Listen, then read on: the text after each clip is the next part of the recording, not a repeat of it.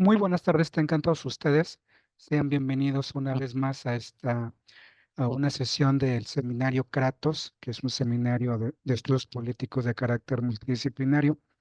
Y a nombre del Colegio de Jalisco, que la institución que avala el seminario con el cual mes con mes tenemos el gusto y el agrado de tener invitados de lujo y especialistas en diversas temáticas en la concepción amplia del término de lo político, la política y el poder. En esta ocasión tenemos una invitada de lujo que es la doctora Eliana Rendón Arias, así como la ven muy joven, como muy capaz. Entonces, me voy a permitir, presentarla, leer una breve reseña curricular, no sin antes, pues obviamente, creo que con el contexto en el que estamos viviendo, habrá mucho que preguntarle para que también nos dé su valoración y lo que está observando pues en estos procesos vertiginosos que nos están tocando vivir. El día de hoy ella nos va a hablar sobre todo pues de algo muy, muy importante que se intitula Aproximaciones teórico-metodológicas para el estudio de la reelección legislativa consecutiva. Y la doctora Rendón Arias es miembro del Sistema Nacional de Investigadores del CONACYT, autora del libro Los efectos de la reelección legislativa dictado por Flaxo México. Es profesora asociada de tiempo completo en la Universidad Nacional Autónoma de México, doctora en investigación en ciencias sociales con mención en ciencia política por la Facultad Latinoamericana de Ciencias Sociales, con sede aquí en México. Tiene una estancia doctoral en el Centro de Estudios para la Democracia de la Universidad de Zurich en Suiza y realizó una estancia postdoctoral en el programa de posgrado de Ciencias Políticas y Sociales de nuestra máxima casa de estudios del país. Es maestra en Ciencias Sociales por la Facultad Latinoamericana de Ciencias Sociales, licenciada en Ciencia Política y Administración Urbana por la Universidad Autónoma de la Ciudad de México. Ganadora en el año 2019 del Premio Guillermo O'Donnell a la mejor tesis doctoral en Ciencia Política en América Latina, otorgado por la Asociación Latinoamericana de Ciencia Política. Ganadora del segundo lugar en el cuarto Premio Nacional de Investigación Social y de Opinión Pública 2014, otorgado por el Centro de Estudios Sociales y de Opinión Pública de la Cámara de Diputados en la 52ª legislatura.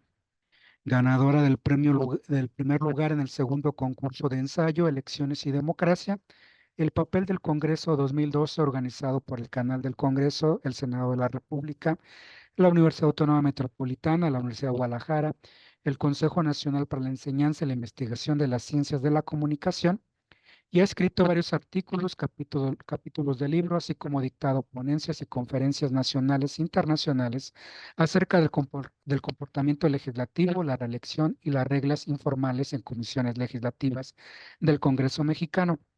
Sus líneas de investigación versan sobre el poder legislativo, los sistemas electorales y el sistema de partidos. Así que sin mayor preámbulo vamos a dar el uso de la voz y escuchar con muchísima atención a la doctora Rendón Arias. Adelante, estimada Ileana, te escuchamos con muchísimo gusto. Muchas gracias, Alberto. Buenas tardes a todas y a todos. Aquí se están conectando, que ya están conectados. Y pues muchas gracias al Colegio de Jalisco, a Alberto por la invitación. Y bueno, me permiten compartir, sí, ¿verdad? Para presentarles, em, ahí están viendo, ¿cierto? Ok. Bueno, yo el día de hoy les voy a hablar acerca de aproximaciones metodológicas del estudio de la reelección legislativa. A propósito que la reelección legislativa está en una coyuntura un poco álgida, porque ya se ha mencionado que en este nuevo gobierno van por quitarla, ¿no? Pero digamos que más adelante voy a explicar por qué, aunque la quiten, es importante estudiarla. ¿Ok? Entonces voy a compartir a la otra diapositiva. Bueno, comienzo diciéndoles eh, uno como investigadora, pues no nada más tiene que voltear a ver el país de origen, sino lo que se busca casi siempre es que se vea qué pasa en el mundo, específicamente en la región latinoamericana, dado que eh, en la región latinoamericana, antes de que se aprobara la reelección inmediata de legislativa en México, junto con Costa Rica éramos el único país que la prohibía. Entonces, en 2014 se queda solo Costa Rica prohibiendo la reelección y México pues la permite. Pero da la casualidad que en 2018 ahora la prohíbe Perú, ¿no? Primero les voy a hablar un poco de lo que pasó en México. Ustedes y nosotros sabemos que en México traemos una cuestión cultural con respecto a la reelección, no nada más legislativa, sino sobre todo la reelección del Ejecutivo. A partir de esta historia que tenemos todos en común, las y los mexicanos, donde hemos pasado en el siglo XIX, sobre todo por periodos de inestabilidad y por periodos de autoritarismo, de gobiernos como el de Porfirio Díaz, por ejemplo, ¿no? Que llega al poder con el lema de sufragio efectivo, no reelección, y luego se queda mucho tiempo religiéndose y modificando la Constitución. Entonces, ahí en el siglo XX surge como una reticencia a la reelección. Cabe mencionar que en el siglo, bueno, la Constitución de 1917, si bien prohíbe la reelección del Ejecutivo, nunca lo prohíbe, o originalmente no la prohíbe hacia los legisladores o legisladoras. Eh, pero en el sexenio de Lázaro Cárdenas se prohíbe y esto fue por una cuestión estratégica debido a que se quería o se buscaba que las y los legisladores hicieran carrera dentro del partido, no fuera, ¿no? No fuera del partido y que pues tuvieran cierta autonomía legislativa con respecto a algunos temas. Entonces, de esa manera, también la imposibilidad de reelección inmediata en el legislativo hizo al PRI un partido muy fuerte, ¿no? Como ya sabemos esta historia, a partir de otros elementos como el corporativismo. Esto se vuelve a discutir en los 60, pero no rinde frutos y es hasta 2014 que rinde frutos con el paquete de reformas que se dan en 2014 y que se habilita la reelección. Cabe mencionar que sí había reelección, pero no consecutiva. Esto es importante mencionarlo porque a veces pensamos, bueno, no había reelección, sí, pero eran sobre todo estos legisladores, sobre todo legisladores hombres identificados o llamados como chapulines que saltaban de una cámara a otra y que, bueno, podían esperar también un periodo para poder elegirse en el mismo lugar. Por ejemplo, si estaban en la Cámara de Diputados, luego se iban al Senado y luego regresaban a diputados. Tenían que dejar pasar un periodo, ¿no? Entonces, después de 2014 es diferente, porque la reelección ya es inmediata para todos, tanto para nivel federal como para nivel local. Entonces, regreso, los países de América Latina que prohíben la reelección consecutiva, ahorita solo es Costa Rica y Perú. En Costa Rica es una, digamos, en cuestiones metodológicas, en Costa Rica es una constante, porque nunca, bueno, no se ha permitido. Y en Perú constituye una variable porque antes de 2018 estaba habilitada. 2018, por medio de un referéndum, la gente vota porque no se reelijan las y los legisladores, y bueno, entonces lo sacan, pero el año pasado, en sesión de Congreso, no en referéndum, sino en sesión de Congreso, los congresistas votan por la reelección y va a estar habilitada en 2026. Entonces, ahí la aparición de la prohibición, ¿no? O de la no prohibición, eso es lo que lo hace una variable. Entonces, el resto de los países está permitida, el cual constituye una constante en la decisión de investigación. ¿Por qué recalco esto? Porque durante, digamos, este estudio de reelección como variable, para México era nuevo, evidentemente, pero casi para todos los estudios de los demás países, no nada más de la región, sino a nivel mundial, es una constante, porque se asume que existe la reelección consecutiva, incluso a la literatura más señalada que ahorita voy a mencionar que es la estadounidense, la escuela estadounidense, se asume que es una posibilidad, digamos, que está habilitada, entonces, pues finalmente es una constante. La variabilidad de la reelección va a depender del cambio en las constituciones, como es el caso de México, como va a ser el caso de Perú, que va a ser un caso muy interesante para el estudio, si se prohíbe o se reintroduce, ¿no? En este caso, repito, Perú 2018-2026 y México a partir del 2014. Entonces, el cambio en México. El cambio en México en 2014 entra en vigor la reforma en 2014, pero para el Congreso Federal no se habilita hasta el 2018 la posibilidad y 2021 ya la reelección como tal ya dada, ¿no? En los congresos locales hay una variación. Esto es derivado de los artículos transitorios, ¿no? Porque se modifica constitucionalmente el artículo 59 y 116 de la Constitución mexicana. Y en el transitorio se dice que cada estado va a tener la facultad de decidir cuándo entre en vigor. Los primeros entraron en las elecciones de 2015, que fueron alrededor de 13 congresos que tuvieron elecciones. Y fueron entrando de manera escalonada, otros en 2016, 2017 y bueno, en los últimos en 2018.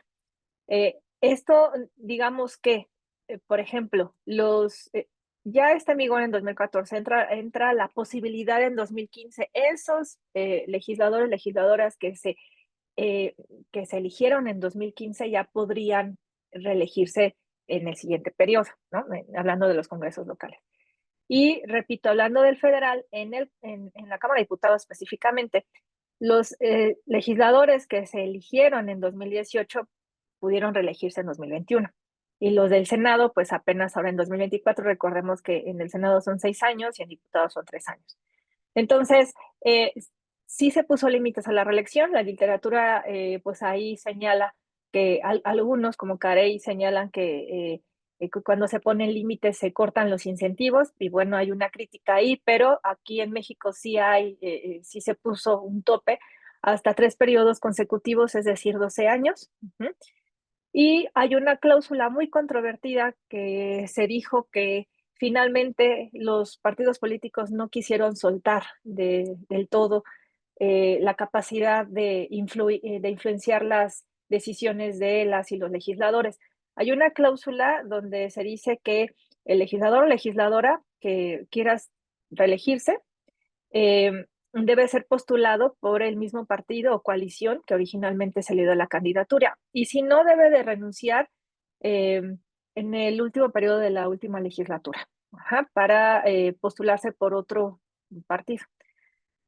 Entonces, ahí digamos que sí fue muy controvertido a partir de esta cláusula, porque lo que se busca o lo que se espera, más bien lo que se espera con la reelección legislativa es que se aumente lo que se llama la conexión electoral, que también es una teoría que viene de la escuela estadounidense y que finalmente es este canal de comunicación entre el electorado entre el electorado y los candidatos, ¿no? Y bueno, o más bien ya cuando están en funciones, las y los legisladores.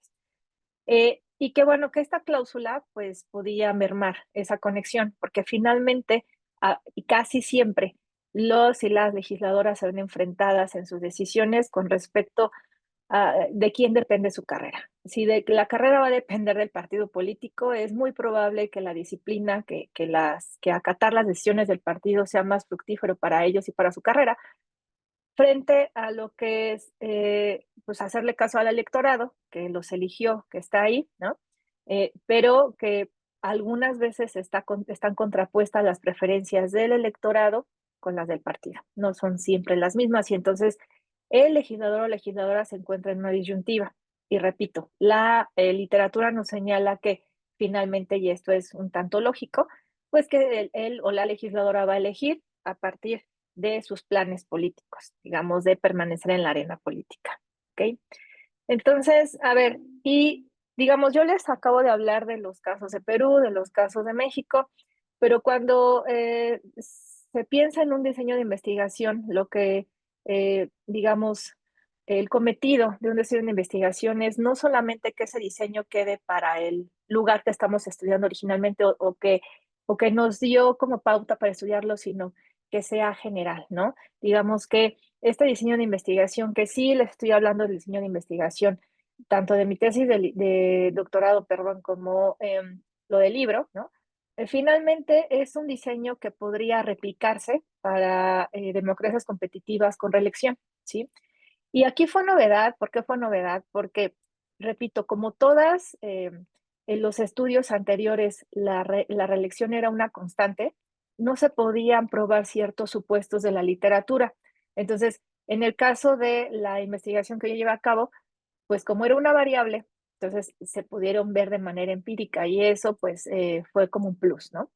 Digamos que los resultados que tuviera, tanto que si no se comprobaban las hipótesis o si se comprobaban, pues de todos modos iban a ser hallazgos. Esta era la característica de la investigación. Entonces, finalmente, donde se aplique, digamos que esto también se puede replicar al caso peruano, claro, con sus elementos característicos, tal vez con algunas variables o la operacionalización de variables específica, tal vez, se puede llevar a cabo. Entonces, ¿qué elementos nos da la literatura? ¿No? Los elementos teóricos, que al rato también pues, se van a convertir como parte del diseño de investigación y metodológicos. Nos dice la literatura que cuando se prohíbe la reelección consecutiva, pues hay una cohesión y disciplinas fuertes, sobre todo la disciplina, que es una de las variables que más se ha trabajado dentro de los congresos, sobre todo en México, una de las variables que permitió que no hubiera empantanamiento durante los gobiernos divididos o sin mayoría. Sí que ha sido muy importante, pero también controvertida, porque entonces se dice, bueno, los y las legisladoras tienen libertad de decidir, y sí, pero volvemos a esta parte de querer permanecer en la arena política y de quién depende la carrera. Entonces, también la previsión de reelección consecutiva, pues desarrolla incentivos partidistas, como ya lo mencionaba en el caso del PRI, por ejemplo, que la evidencia empírica es muy ilustrativa, y la inhibición de conexión electoral, que esto lo trabaja David Mayhew en los 70s y que es un libro muy renombrado y clásico, ¿no? Conexión electoral, y que lo trabaja en el Congreso estadounidense, pero no porque esté en el Congreso estadounidense, no, los elementos no van a quedar para analizar otros congresos, sí, siquiera. Entonces, la reelección como variable, ¿no? La tenemos ahora en esta edición de investigaciones como variable. Digamos que este diseño no quedaría como la reelección como constante, sino que tiene que ser la reelección como variable. Hay otro elemento que nos da México, pero que también está en otras latitudes, que tenemos sistema electoral mixto, ¿sí? Por unos legisladoras se eligen por el principio de mayoría relativa, otros por el principio de representación proporcional. Y esto da incentivos distintos, también da un comportamiento distinto, digamos, como resultado de las y los legisladores debido a los incentivos que están alrededor de estas figuras.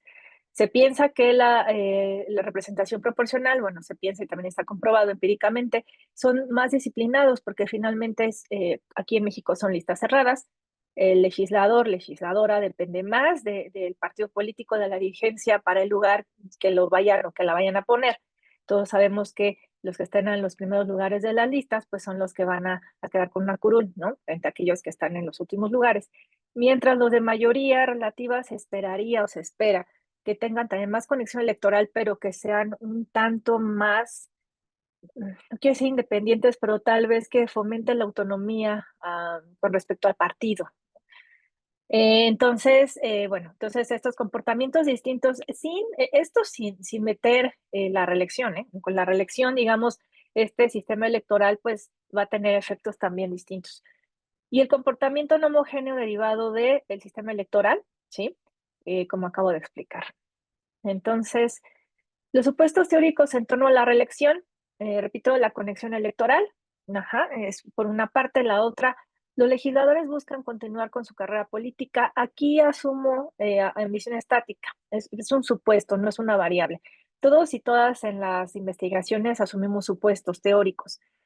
Y otros, pues son variables, ¿no? Ya uno que operacionaliza. En este caso, claro que puede haber legisladoras o legisladores que tengan ambición no estática, sino que sea continua. Es decir, ¿cuál es la diferencia? La ambición estática es cuando un legislador, una legisladora quiere seguir en su mismo puesto. Se asume que va a querer reelegirse por ese mismo puesto, pero hay otros que no, que por ejemplo, si estaban en Cámara de Diputados quieren saltar al Senado o de Cámara de Diputados se quieren ir a, a gobernadores, entonces ahí se le llama una ambición progresiva. Yo repito, se hace una ambición estática finalmente porque ¿cuántos de ellos pues quieren volver a estar en el mismo sitio? Legisladores con dos principales, también este es otro supuesto, que puede haber más principales y eso es obvio, que complejizarían la relación, sí, pero los dos principales en este caso, que para el diseño de investigación son los que más interesarían, sería el electorado, por un lado, y la dirigencia del partido por otro. Que, repito, a veces están contrapuestas bueno, más bien las preferencias, ajá, y entonces derivan otros incentivos. Y liderazgo partidista, pues eso siempre hay dos metas para el liderazgo partidista y lo acabamos de ver. Todos los líderes partidistas lo que quieren es aumentar el número de escaños, pues sí, esa es su mira, ¿no? Su meta, pero también tener el control de los incentivos. De esa manera digamos, tendrían mejores resultados las votaciones, ¿no? Las votaciones más unificadas, más disciplinadas, ¿no? Entonces, digamos que estos serían los supuestos que se puedan, claro, pueden ser otros también, se le pueden aumentar, ¿no? Digamos que el avance de la ciencia es así. Finalmente, uno puede agarrar una investigación, tener más supuestos o tener menos supuestos y los otros convertirlos en variables, pero con base en lo que ya está, ¿no? Entonces, los referentes teóricos, como ya les comentaba, son la escuela norteamericana, sobre todo, sí hay más escuelas, pero en la norteamericana se ha producido mucho acerca de la reelección, hay muchos estudios empíricos, pero también la parte teórica que nos nutre para entender qué elementos rodean, ¿no?, a la reelección y que se puedan estudiar. Entonces, se asume la reelección como una constante en la escuela norteamericana, repito, porque allá no ha habido casos en donde se puedan, ¿no?, comprobar estos supuestos. Acá pues, lo pudimos comprobar. Los principales es Carey y Sugar, el texto clásico de 1995 que está ligado a los sistemas electorales mixtos, ¿no? El de Carey, el de la representación que está traducido por el CIDE, que, que da muchos elementos, da mucha luz con respecto a la reelección. Jaworski, Stokes y Manning. También este texto clásico, Mayhew, que les hablaba de la Electoral Connection, la última edición es 2004 y el otro de Sugar Wattenberg, 2001, que hablan acerca pues, de comportamiento legislativo, todos ellos, ¿sí? Y este es un ejemplo de modelo teórico, ¿sí? Recordemos que en una investigación, bueno, ¿qué se hace primero? La pregunta puede surgir de impulso de cuestiones empíricas, pero la pregunta se va a pulir con la parte de la revisión de literatura. Entonces, cuando uno tiene ya la revisión de literatura y ya tiene la pregunta muy ya pulida, ¿no? Definida tal vez, se va uno a hacer el marco teórico, pero el marco teórico no es repetir perdón, la revisión de literatura, sino que es esta relación entre las variables que uno ya tiene identificadas y cómo se van nutriendo con lo que nos dice pues, la literatura, pero también con otras teorías, o sea, con diferentes teorías. Entonces, aquí en este diseño de investigación se puede partir de un sistema electoral mixto, repito, no nada más en el caso mexicano, sino en el caso de democracias competitivas con sistema electoral mixto, ¿sí? Donde hay dos principios, ¿sí? De mayoría relativa solamente hay un candidato, representación proporcional puede ser una lista, es una lista, pero puede ser abierta o cerrada. En el caso de México es cerrada. En el caso del candidato, lo que nos dice la literatura es que impacta en su comportamiento si su distrito es competido. No es lo mismo el comportamiento de un candidato si el distrito o no es competido. Si el distrito siempre votan por la, por el mismo partido, por ejemplo, y entonces eso, ¿cómo lo podríamos ver? ¿Cómo lo podríamos operacionalizar y verlo como en observables? Se podría ver desde qué diferencia existe. ¿Qué porcentaje de diferencia existe entre el primer y segundo lugar en ese distrito competido, ¿no?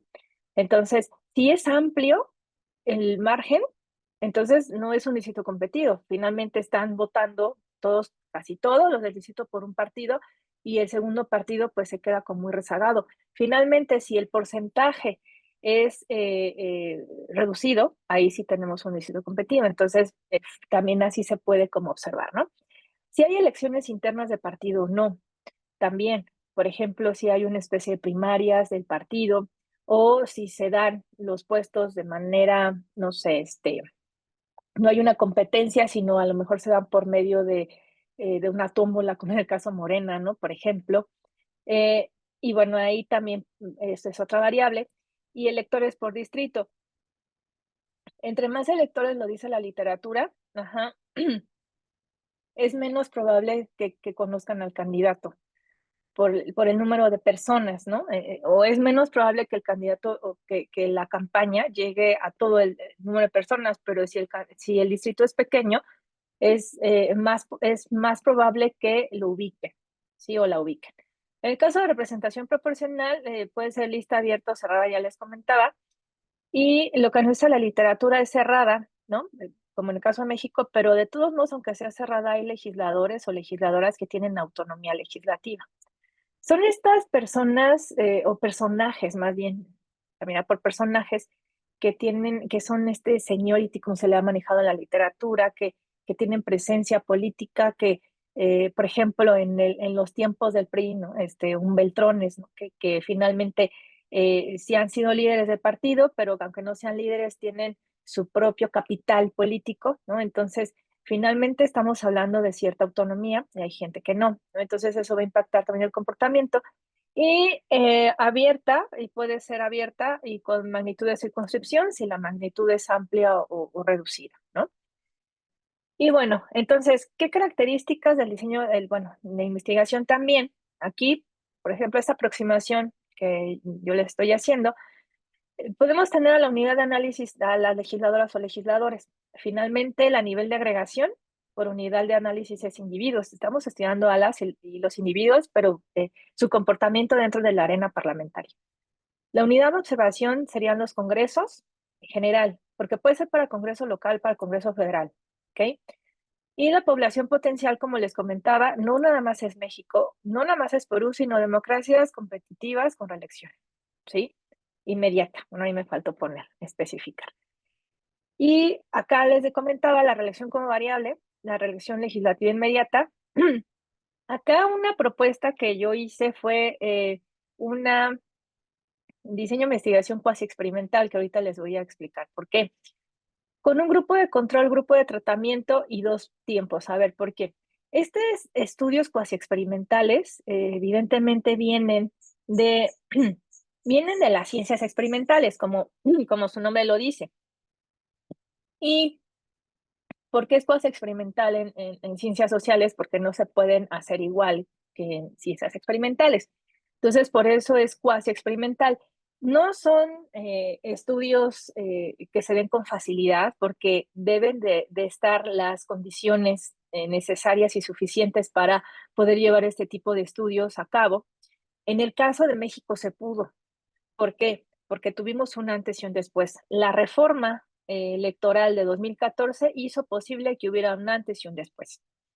Entonces, el grupo de control fueron, así como cuando tenemos un grupo de control en las vacunas, ¿no? ¿Qué pasa en el grupo de control en las vacunas, ¿no? En las ciencias experimentales, pues no les inyectamos la vacuna, les inyectamos a lo mejor agua, ¿no? Solución salina para ver su comportamiento.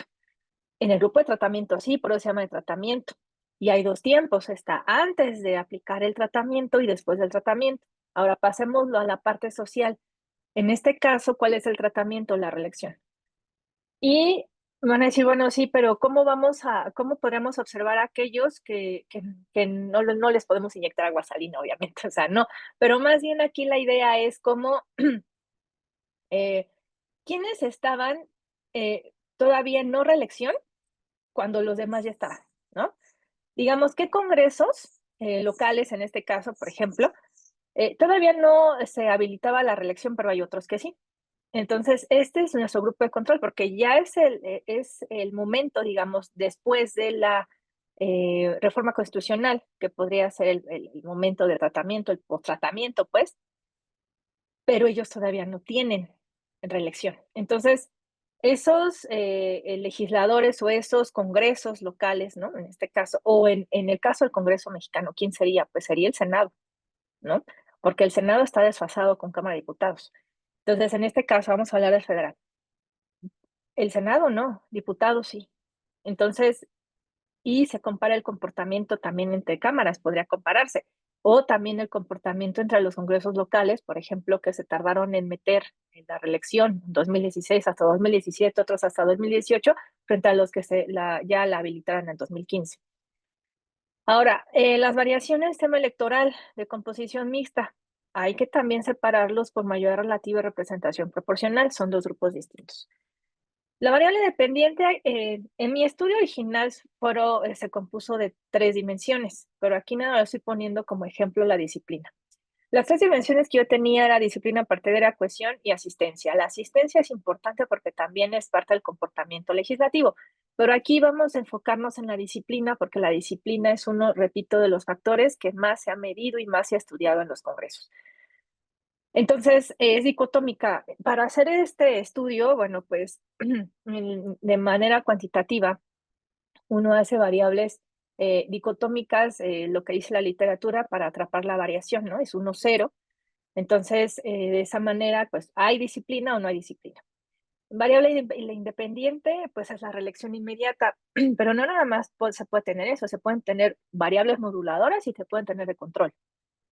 ¿Cuáles son las moduladoras? Bueno, como su nombre lo dice, las que modulan que el efecto de la reelección sobre la disciplina, o sea, el efecto que va a tener la variable independiente sobre la dependiente, ¿no? Están allí. ¿Cuáles son? Pues las que les comentaba hace un momento que nos dice la literatura. La competencia en el distrito, el principio de elección, ¿no? Los electores por distrito, la competencia interna del partido, por ejemplo, si tiene una autonomía legislativa, legislador, legisladora, las de control, todas aquellas variables que puedan hacer ruido, que también la literatura nos diga que pueden influir en el comportamiento, ¿no? Que, bueno, pueden ser los demográficos, en este caso, el género, la edad, ¿no? Toda esta parte, pero también está el transfugismo, está la experiencia legislativa. Si pertenece o no, por ejemplo, al partido del gobernador en el caso de los congresos locales, pero si pertenece, por ejemplo, al partido del presidente, ¿no? En el federal.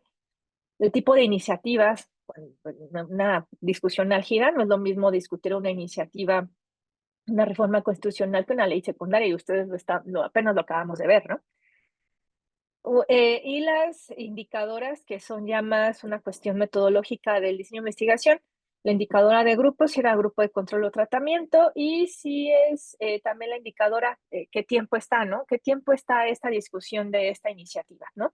¿Es en el momento antes de la reelección o en el momento después de la reelección? Entonces, todo eso se nutre con esa tablita que finalmente podemos decir que es un experimento natural, ¿no? Natural, ¿por qué? Porque, digamos, en el caso de las ciencias experimentales, si lo busca el investigador o investigadora, crea el ambiente propicio para llevarlo a cabo. En el caso de ciencias sociales, como repito, es más difícil, se crean las condiciones idóneas, son experimentos naturales porque finalmente el investigador o investigadora no está decidiendo qué momento va a entrar por ejemplo, esta reforma, ¿no? Entró por acuerdo de otras personas que son ajenas a la investigadora o investigador. Entonces tenemos, repetía, 2 grupos de control y tratamiento. El tiempo antes de que empezara la reelección consecutiva y el momento después de la reelección, o sea, cuando ya está habilitada, ya está la posibilidad.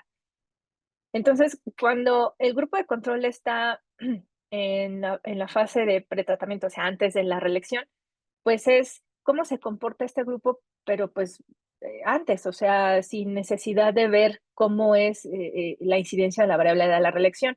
Y lo mismo en el grupo de tratamiento, pero en el post-tratamiento, o sea, cuando ya está la reelección legislativa, el grupo de tratamiento es el efecto causal que va a tener la variable independiente, que es en este caso la reelección consecutiva. Pero el grupo de control es el contrafáctico. ¿Y qué es el contrafáctico? Es cómo se comportarían las y los legisladores si no hubiera reelección en ese periodo de tiempo. ¿Por qué? Porque todavía ellos no les estaba habilitado. Entonces, esos elementos permiten muy bien ¿qué permite esto? Distinguir el efecto causal y quitar el ruido, lo que se llamaría el ruido, ¿no? Esta parte metodológica, para distinguir muy bien qué es lo que está sucediendo, ¿no? Las hipótesis, ¿qué hipótesis podemos poner, ¿no? Para este tipo de investigación?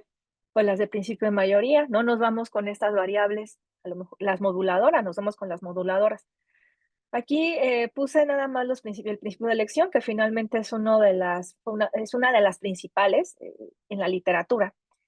En el principio de mayoría, finalmente se espera que pues estos sean menos disciplinados. Incluso hay una propensión a ser menos disciplinados nada más por la figura que tienen, pero con reelección se esperaba que fueran mayores, ¿no? Que fueran más que se notara.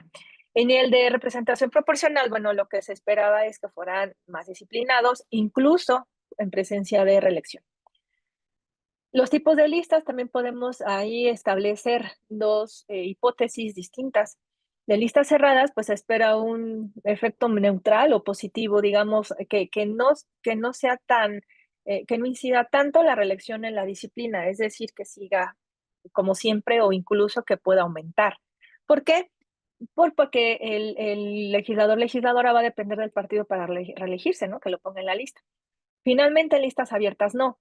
Y ojo, en México no tenemos listas abiertas, pero podemos tener una hipótesis para un caso de otra democracia competitiva con reelección legislativa que tenga listas abiertas y que se esperaría, que dice la literatura, se espera un efecto negativo de la disciplina porque las listas son abiertas, no las pone como tal la dirigencia del partido, sino son los militantes, ¿no?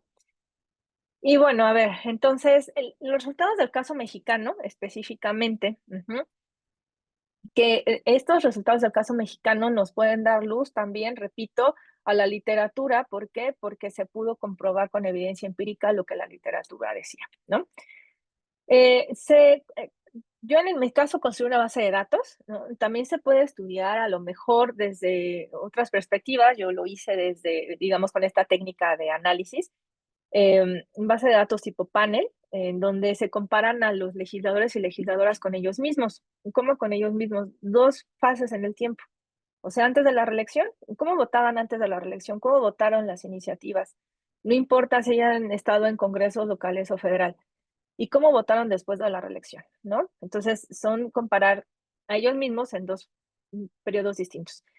Fue una regresión logística binomial, ¿sí? Entonces, por eso es convertir 1-0, porque finalmente esta técnica lo que pide es que sean dicotómicas. Y lo que se observó en los resultados es que sí hay un efecto negativo de la reelección sobre la disciplina, que hay una reducción. Y que sobre todo se nota más en los legisladores de mayoría relativa, frente a los de representación proporcional. Al comparar estos dos grupos se nota. Ujú. Entonces, bueno, los efectos, ¿cómo podríamos decir digamos, que hay efectos de reelección consecutiva en la disciplina partidaria? Hay un cambio en el comportamiento legislativo y que es evidente, la evidencia empírica lo muestra, lo sostiene. Hay una tendencia a la disminución de la disciplina partidaria. En cuanto a las otras variables, en el caso mexicano específicamente, un distrito competido parece no influir en la variación de la disciplina. Eso salió en el caso de México, diferente a lo que dice la literatura. Diferencia entre legisladores de mayoría relativa y representación proporcional, si se nota la diferencia, y la reputación personal frente a la reputación de partido, esa es una constante, casi siempre está enfrentada a estos dos tipos de reputación. Sobre todo, el interés por la reputación personal en los legisladores de mayoría relativa crece cuando hay reelección consecutiva. Y eso se entiende, porque tienen que hacer campaña, tienen que darse a conocer al electorado, a sus electores. Y bueno, pues con esto terminaría para escuchar preguntas, comentarios bueno, pues muchas gracias por su atención. Dejo de compartir pantalla. Muchísimas Ujú. gracias, doctora Rendón. Muy interesante, sobre todo teniendo en cuenta quienes nos acompañan de manera constante, que son en su mayoría estudiantes de posgrado y que están en esta etapa del diseño de la investigación o ya están abordando y dando cuenta de los primeros resultados. En mi caso, estoy al tanto de de las redes sociales y también invitarlos a plantear alguna pregunta o comentario. Con muchísimo gusto le doy lectura a quienes nos acompañen por el canal de Facebook y también quienes nos acompañan en la sala de Zoom. Ya están llegando los primeros comentarios y las primeras preguntas.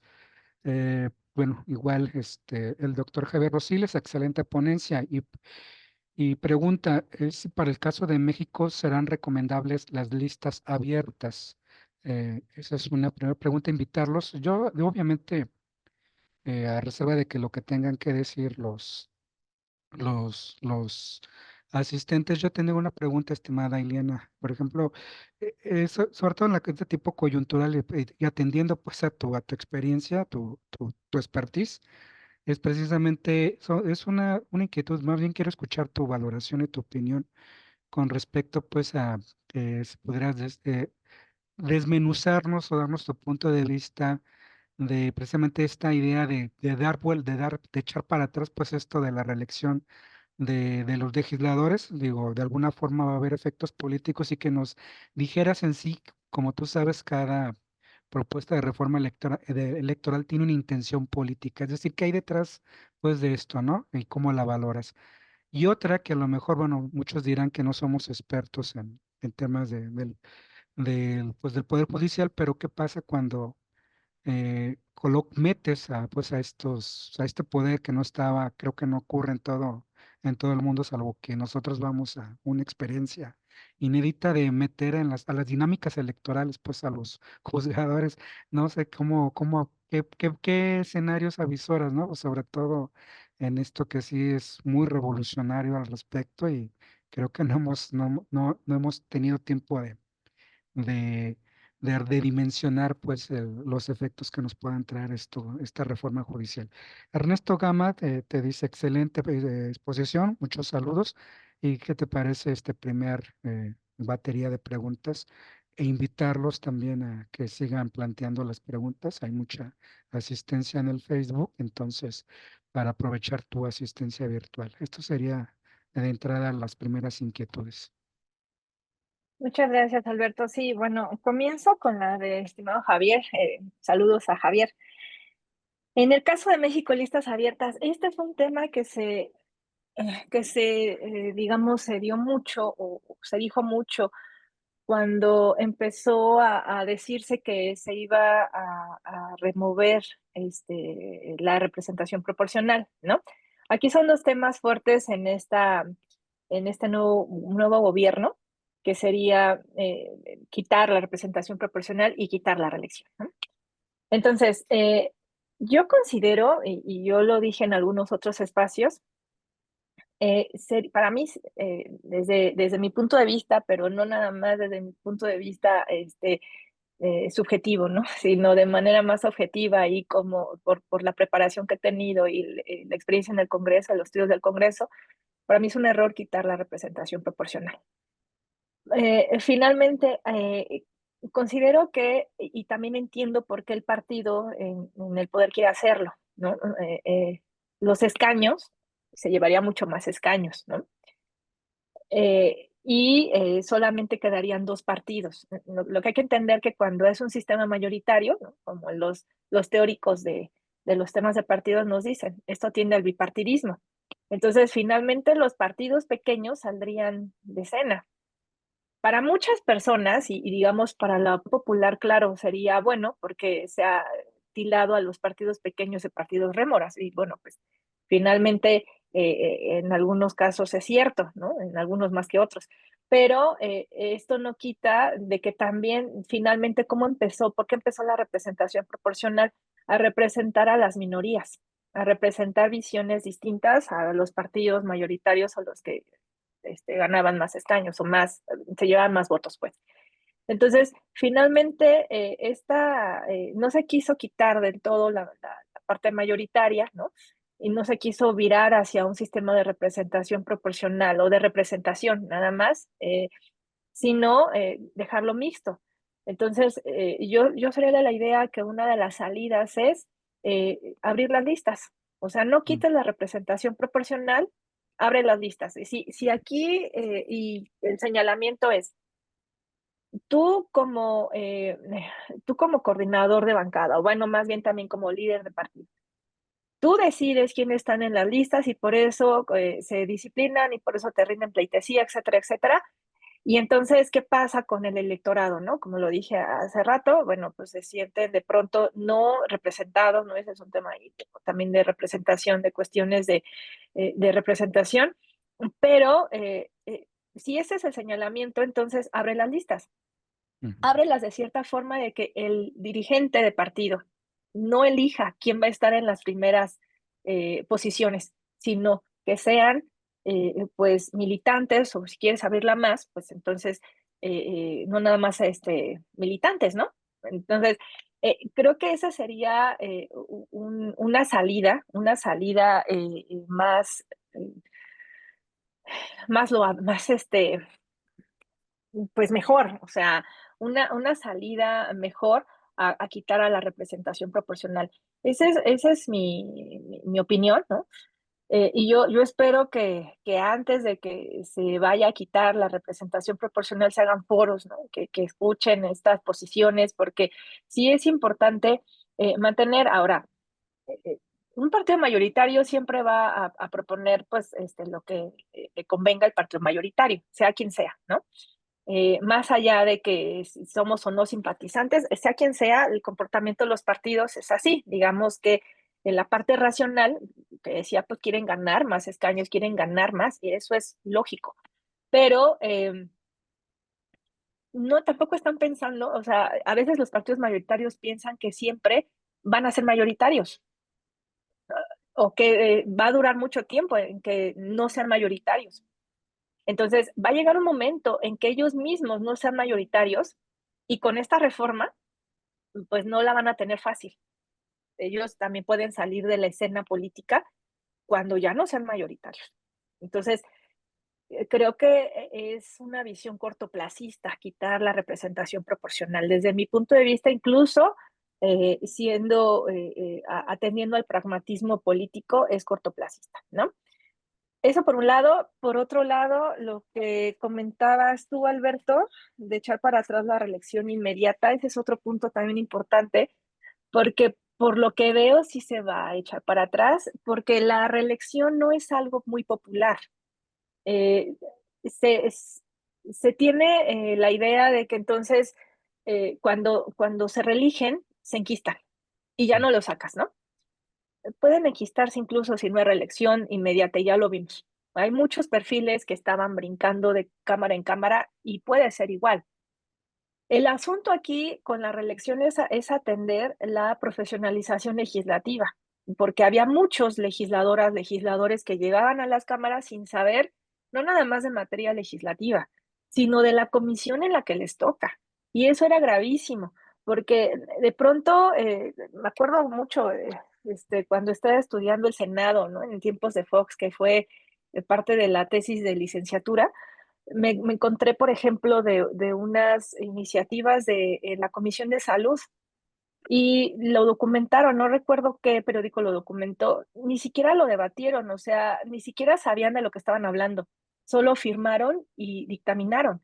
Entonces, como esa comisión y como esos legisladoras, legisladores puedan haber varios, no estoy diciendo que todos, pero son pocos los que saben del tema de la comisión y hay que tener en cuenta que las comisiones legislativas son el corazón del Congreso, porque ahí se supone que hay expertise en los temas. Está el staff, sí, claro que está el staff, pero tampoco el staff, y también ese es otro punto, ¿no? Que no toqué en esta propuesta, pero que también se puede meter como variable el staff. El staff puede o no tener experiencia, y se asume que sí.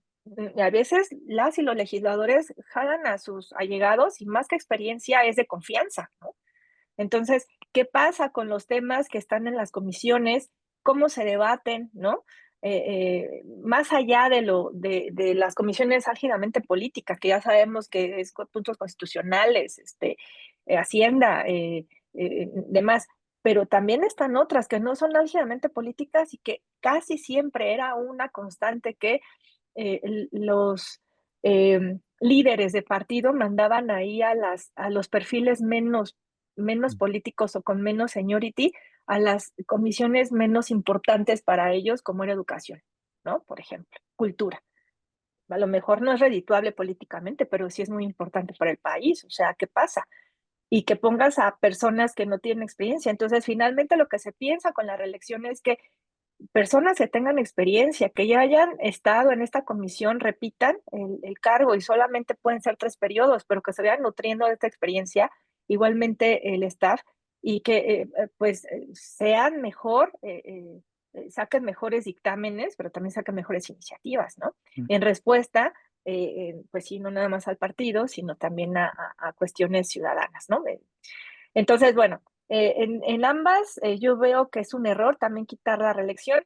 pero incluso yo veo más probable que se quite la reelección que la representación proporcional, pero una de esas las mm, dos. También la representación proporcional, porque no es nada popular.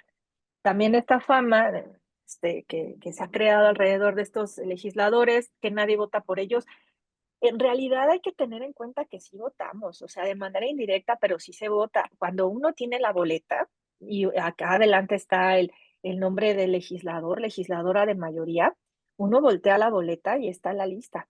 Entonces, uno podría decir, no quiero votar por esta lista, ¿no? No sé, pero a lo mejor no todos los electores lo saben, el electorado lo sabe. A lo mejor no todos, saben que atrás de la boleta, pues, está la lista. Por eso dicen: "No, pues, es que yo no lo elegí". No, pues sí se elige, nada más que se elige con un solo voto. A lo mejor habría que discutir y no nada más que sea con un solo voto, ¿no? A lo mejor divides el voto de mayoría y entonces pones las listas aparte, si es más mm. efectivo para que el electorado las ubique y no tengan que estar volteando la boleta, porque muchos no lo saben. Bueno, hay que discutir eso, pero cortar de tajo representación proporcional, cortar de tajo reelección, sí considero que, pues sí es un error. Perfecto. Muy bien. Una pregunta, digo, como varios son estudiantes de posgrado en etapa del diseño de su investigación, el maestro Oscar Gómez, que es estudiante del doctorado en ciencia política de la Universidad de Guadalajara, te plantea una pregunta y sobre todo, digo, es notorio tu destreza, tu gran capacidad en la cuestión metodológica y te hace la pregunta que, bueno, me pareció muy buena la presentación, nos comenta y te hacen la pregunta, ¿qué bibliografía nos recomiendas en cuanto a metodología? Solo es la que tú digas a partir de tu experiencia y cómo trabajas y abordas los fenómenos que digas, estos libros o estos autores son para mí de cajón o que creo que nos pueden ayudar, ¿no? O sea, ¿no? ¿Qué pudieras decirle al respecto a nuestro buen Oscar? Sí, gracias por la pregunta, Oscar. Mira, yo, eh, sí hay, varios. Yo tengo los de metodología de Sage, de esta, compendio de Sage que están en inglés, son muy buenos, ¿no? Sobre todo están, enfocados en técnicas de investigación, y sobre todo cuantitativas, ¿no? Pero para diseño de investigación están, no es por hacer aquí un comercial, pero están los de Flaxo. Están los de Flaxo, que está el diseño de investigación, ¿no? Está uno que se llama el helicoide, también se me hace muy bueno. El de Kinkoan y Verba, ese, pues para mí fue como de cajón, tanto para la maestría y el doctorado. Y que otros está, bueno, hay varios papers en esta, yo consulté algunos y pues por allá por el 2014, 2015, pero ahorita me ha asomado a lo de metodología y ya van como muy avanzados en cuanto a estas cuestiones de datos, ¿no? De ciencia de datos, que también viene fuerte en la ciencia política y en la sociología y en varias disciplinas de sociales y que están realizando ahí esfuerzos importantes. Entonces, em, yo diría que principalmente los de Flaxo, los de Sage y también los del CIDE. Hay algunos del CIDE interesantes. Hay uno de, ay, ¿cómo se llama? Que es como analizar la ciencia política. Salió, creo que es el de 2017 y trae varias teorías, pero también trae como unas propuestas de operacionalización interesantes. Entonces, eso uno se puede nutrir con ello. Y se me fue otro que iba a comentar ahorita. Bueno, a ver si me regresa, pero está esos del CIDE, también el CIDE tiene muy buen material en cuestiones metodológicas y de los investigadores que están en el laboratorio de métodos en Flaxo también tienen muy buen material, sobre todo metodológico. Eh, y bueno, también dependiendo, ¿no? ¿Qué enfoque quieras? Porque, por ejemplo, los que yo mencionaba del helicoide, de diseños de investigación, esos están puestos como para, si tú estás pensando en una metodología cuantitativa, cualitativa o mixta, ¿no? Y ya de ahí bajar a las técnicas de análisis de los datos o de técnicas de investigación, ¿no? Porque los de 6, repito, sí están muy enfocados a la parte cuantitativa, pero valen mucho la pena porque uno puede pensar, ya me acordé, el de Sartori de cómo se hace esa política también es fenomenal, ¿no? Mm. El de Gehring, bueno, esta parte, el de Sartori lo quiero mencionar, me lo menciono porque es importante para la comprensión de los conceptos. Y esta parte metodológica uno aprende mucho para dimensionar, ¿no? Para identificar las dimensiones de los conceptos y de ahí saber qué es lo que quiero observar, ¿no? Entonces eso puede ayudar mucho.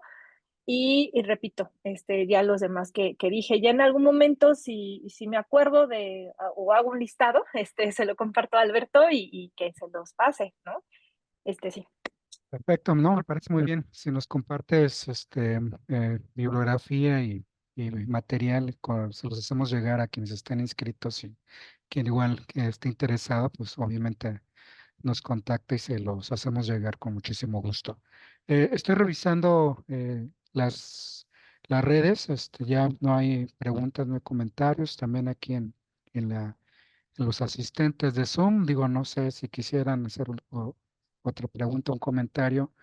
eh, si no, la verdad, ¿en algo que quieras comentar? Digo yo, creo que Guillermo Rivera Escamilla. Guillermo, ¿quieres? Deja ver si te puedo dar el uso de te promuevo para el del uso de la voz. Adelante.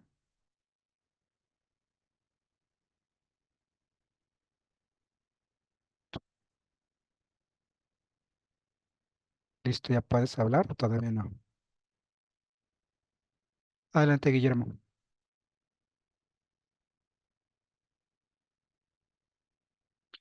Hola, buenas noches. Yo me quedé pensando en algo que se decía muy al principio, pues como mala idea o idea incorrecta, diré ahora, que se tiene respecto a la reelección. Y pensando un poco en el momento álgido, como también decía atinadamente la doctora al inicio de su disertación, eh, ¿cómo podríamos o qué se podría hacer en términos de cultura política como para resarcir o en todo caso como para abrir el debate y no tanto darlo por hecho? Esa sería mi pregunta. Gracias. Adelante. Muchas gracias. Gracias, Guillermo. Mira, tocaste un punto fundamental porque también eso no lo dije y considero que es fundamental, esta parte de cultura política. Una crítica que yo hacía cuando ya posterior a los estudios de reelección y demás, es que yo consideraba que no había la suficiente em, promoción de cultura política para que las y los electores conocieran a sus legisladores. Eh, y eso era fundamental, principalmente una vez que está la reelección habilitada, porque finalmente, a ver, el elector es el que va a decidir, el electorado, pues. Entonces, si tú no tienes esta cuestión que es parte de la cultura política, de darle seguimiento al trabajo de o el legislador, eh, pues finalmente a lo mejor votas por el membrete del partido, que fue, digamos, lo que sucedió en esta elección que pasó. Este, la elección que pasó, desde mi perspectiva, desde mi punto de vista, fue más por el membrete del partido que por las personas. Sí, algunos casos, sobre todo en el Congreso, algunos casos sí, tal vez haya sido por el trabajo, pero eh, eh, casi en todas fue por el membrete del partido. Entonces, ¿qué está pasando ahí? Finalmente, lo que se busca con la reelección es que haya más comunicación entre electorado y elector, más bien, electorado y representante, perdón. ¿Y cómo podemos hacer eso? Es muy buena pregunta. El INE hace trabajo de cultura política, pero yo consideraba, yo en otros espacios también lo he comentado, eso debemos de hacerlo desde el nivel, yo creo que desde el medio superior.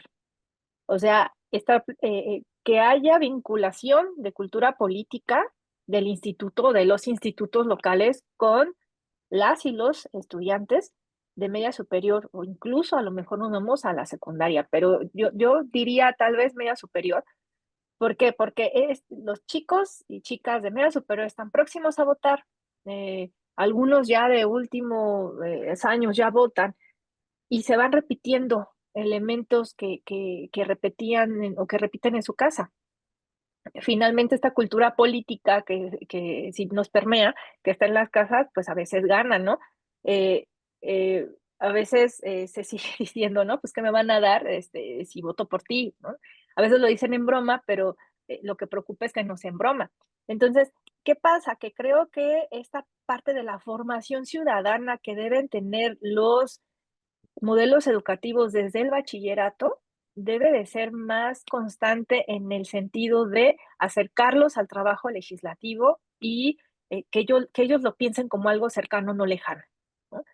Si ellos lo siguen pensando como algo lejano, algo que está como que por allá y yo no sé, o sea, ni siquiera ni siquiera identifico qué legislador es de mi distrito, porque aunque yo no voté por él, pues sí puedo ejercer ciudadanía, ¿no? De otras formas, a lo mejor no por el voto, pero sí de otras formas. Entonces, creo que ahí la vinculación, entonces, en resumidas cuentas, la vinculación de esta cultura política, del conocimiento de lo que está haciendo las y los legisladores, lo que están haciendo, lo que hicieron a lo largo de su mandato, vincularlo con la parte de la formación ciudadana en las escuelas. Yo creo que eso podría abonar mucho a que ellos posteriormente ya lo hagan de manera recurrente y no elijan como generaciones anteriores, no romper patrones que finalmente vienen desde el siglo XX de la cultura política priista. Entonces, yo considero que ahí esto es clave y que no se está haciendo de la manera adecuada. Ujú. Espero haber respondido. Muy bien, estoy al tanto de otras preguntas y comentarios en redes. También aquí, si alguien de los presentes en el grupo de Zoom quisiera hacer una pregunta, un comentario, con muchísimo gusto les damos lectura.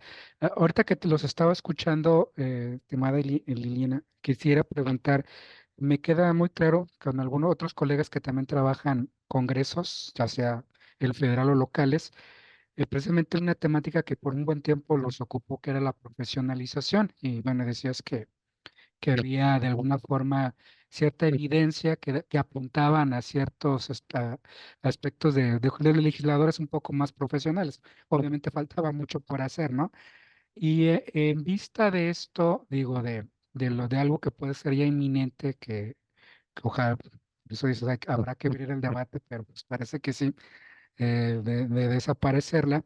Aquí la cuestión es, bueno, mientras llega esto, pero estas legislaturas, tanto la federal y ambas cámaras, ¿tienes ahorita evidencia o ya estás trabajando para todavía lo que toque comparar y valorar? Y ahora sí que dejemos todas las cuestiones de, como bien dice, subjetividad, y con evidencia dura y concreta, realmente, si estos legisladores, estando en este marco todavía de reelección, fueron más o menos profesionales. A muchos nos queda claro que no, bueno, independientemente de si es profesionalización o no, pues obviamente era un papel más, podríamos decir, no tan activo, pues, de que se espera de un congreso, de un parlamento, ¿no?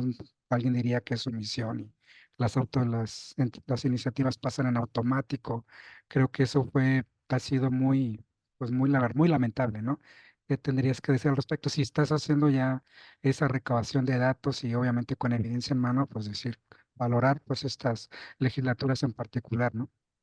Claro, sí, mira, estoy haciendo el trabajo de, digamos, de replicar o de llevar a cabo el estudio de la reelección ahora en el federal.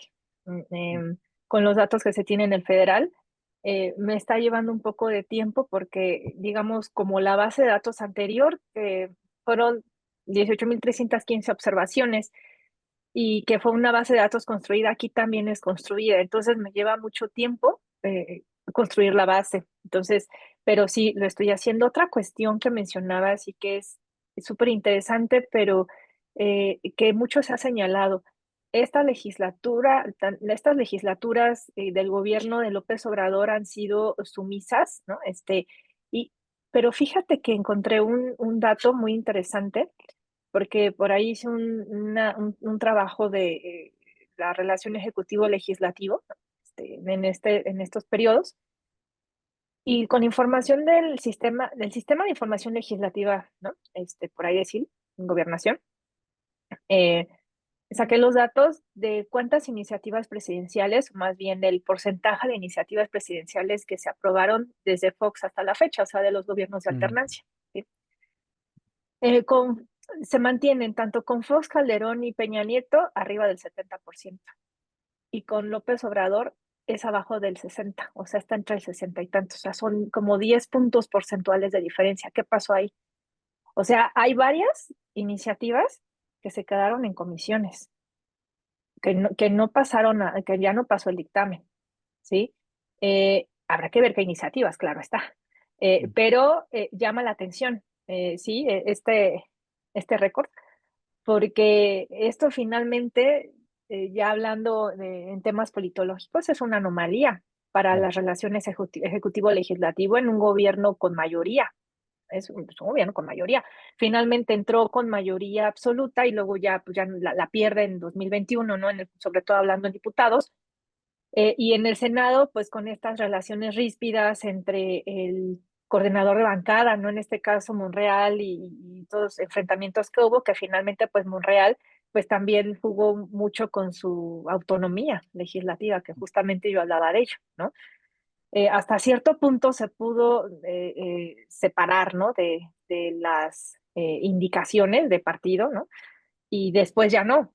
Pero eso fue muy interesante. Entonces, ¿qué elementos están, qué elementos llevaron a cabo, ¿no? Esta diferencia de 10 puntos porcentuales entre los gobiernos sin mayoría o divididos frente a un gobierno con mayoría. Es muy interesante eso. Apenas lo voy a llevar a mm, cabo. Hasta ahí planteadas algunas hipótesis.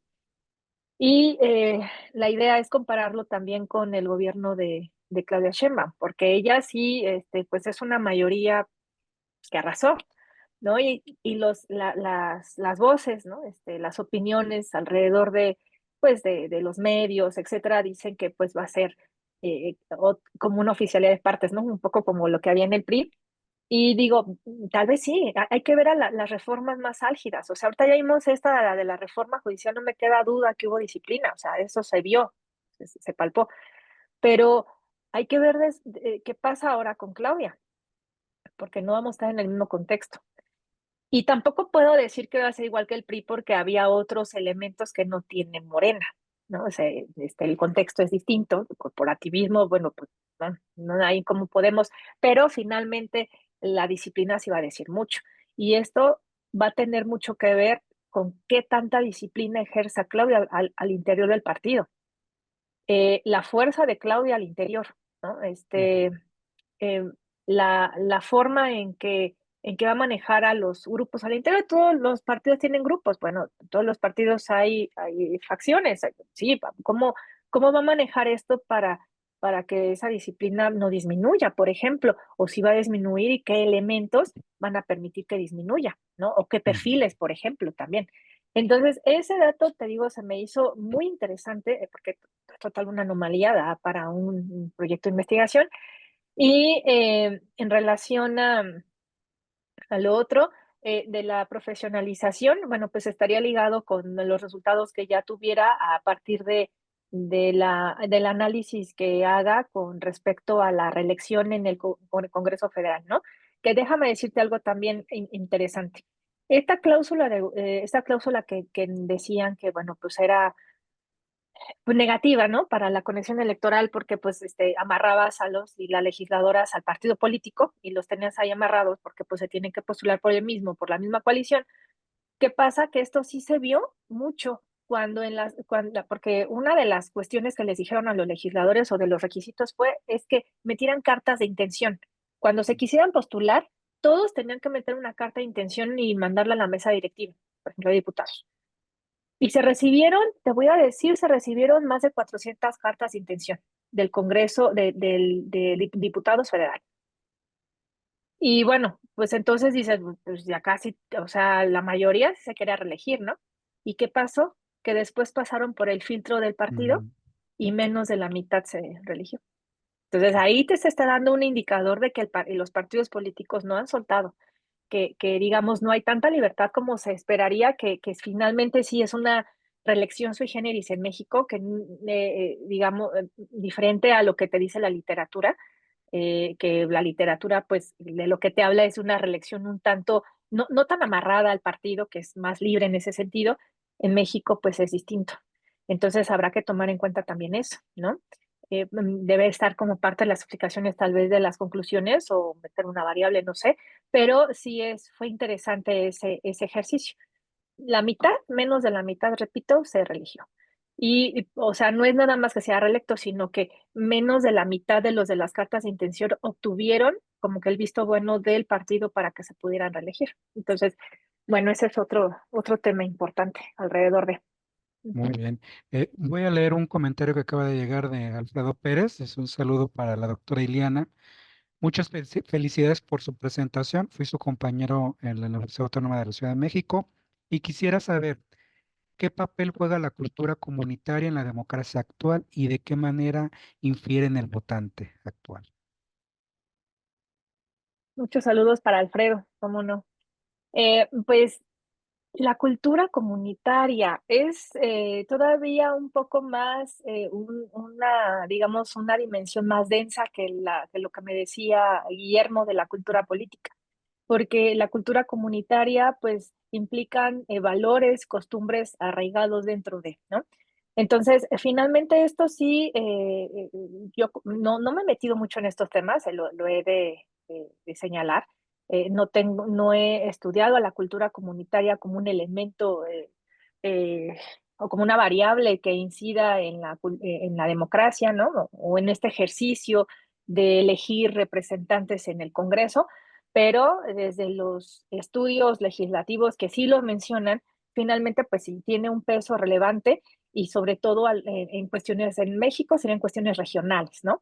Y a lo mejor por ese lado podríamos explicar, por ejemplo, el voto cómo se divide México, ¿no? Mm, Durante los votos, cuando hay elecciones, el norte está como de repente pues más virado hacia partidos de oposición, que ahora son de oposición, finalmente del centro al sur y sureste, pues se divide más en lo que hoy está el partido en el gobierno. Entonces, esto también tiene que ver con como lo menciona Alfredo, la cultura comunitaria, ¿no? Y que no es una cultura comunitaria, que son varias, ¿no? Entonces, ahí podríamos dividirlo de manera regional y pues estudiarlo sería súper interesante. A lo mejor meterlo como un elemento para el estudio de la elección de congresos, a lo mejor los congresos locales, bueno, sí lo hay en congresos locales, pero en el federal pues es sumamente interesante. A lo mejor ahí colorear el mapa y ver esta parte de las culturas comunitarias, pero bien, muy interesante. Gracias. perfecto, muy bien. Digo, al final lo importante aquí del espacio es pensar y repensar y darle vueltas a las dimensiones que tiene la realidad y bueno, y el reto es de tipo metodológico muchas veces, ¿no? Entonces, estoy revisando las redes, agradecimientos por tu respuesta y también felicitaciones. También que están atentos al compromiso del envío de bibliografía, que les pareció muy, muy claro, muy pertinente la forma en que expones el diseño metodológico de la investigación. Entonces, si nos haces, ya les dije que se las comparto. Solamente, bueno, en vista de que ya no hay nada, comentarios o inquietudes, pues algo que quieras resaltar a manera de cierre o que haya quedado en el tintero o una valoración Sí, general. Adelante, una doctora. valoración general con respecto al tema, son dos elementos. Una, con respecto al tema, pues yo creo que, y bueno, creo que eso me faltó. Yo dije al inicio que yo iba a decir, y no lo dije, sobre por qué era importante seguir estudiando la reelección, incluso aunque la quiten. Bueno, porque finalmente hay otras latitudes que aparece y desaparece, ¿no? Incluso en México la pueden quitar, pero no sabemos si en algún momento la puedan volver a poner y que seguramente sí, la vuelvan a habilitar. Entonces, estos ejercicios sirven mucho para tenerlos, o sea, no es como, ay, pues, ya murió la reelección y entonces ya todo esto se fue al no, o sea, finalmente también explican parte del comportamiento y esto puede abonar a otros estudios que vengan posteriores, ¿no? Eso por un lado, y entonces recapitulando, pues vamos a estar muy pendientes en cuestiones de, pues de lo que pase, ¿no? En el Congreso, sobre todo lo que mencionaban tanto Javier como Alberto, eh, relacionados a la representación proporcional, por un lado, y por el otro a la reelección, ¿no? Que seguramente sí, pues la van a quitar. Es muy probable que lo hagan. Y por otro lado, ya puntualizando en esta cuestión del seminario en el que me invitaron, yo agradezco muchísimo esta invitación y creo que es un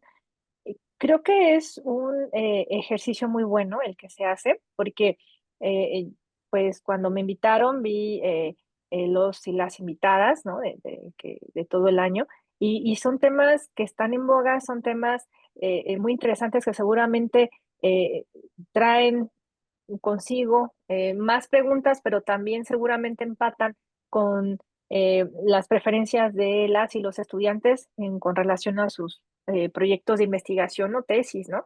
Y eso creo que es un acierto del Colegio de Jalisco y de Alberto, porque no nada más es, bueno, claro, los seminarios en donde uno avanza, y yo, por ejemplo, yo me acuerdo mucho de mi seminario de Flaxo, que también eso a mí en el seminario, a mí me enseñaron en ese seminario que era comportamiento, instituciones y actitudes, ¿no?